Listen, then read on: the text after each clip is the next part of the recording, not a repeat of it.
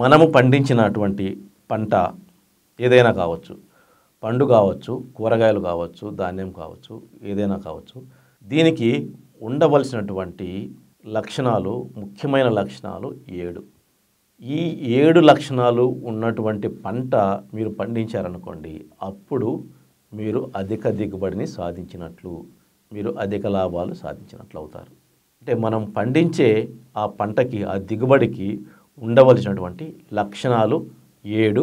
ఆ 7 ఏంటి అనేది మనం గుర్తుపెట్టుకుంటే అప్పుడు మనం ఏం చేయాలో మనకు ఒక అవగాహన వస్తుంది.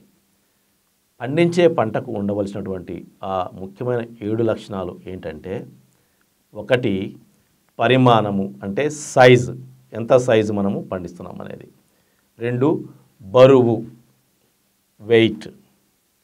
3 ఆకారము, షేప్, ఇది కూడా ముఖ్యమే. 4 రంగు, మనము ఏ పండుని లేదా ఏ కాయని ఏ రంగులో పండిస్తే అది అట్రాక్టివ్గా ఉంటుంది, అది బాగా ఆకర్షించగలుగుతుంది అనేది రంగు, కలర్. నెక్స్ట్ రుచి, టేస్ట్. రుచి అంటే టేస్ట్. తర్వాత వాసన, స్మెల్.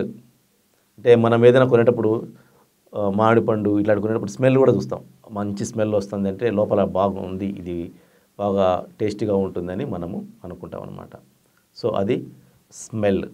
తర్వాత నిలువ, అంటే స్టోరేజ్, కీపింగ్ టైం, అంటే ఎంతకాలము అది నిలువ ఉంటుంది.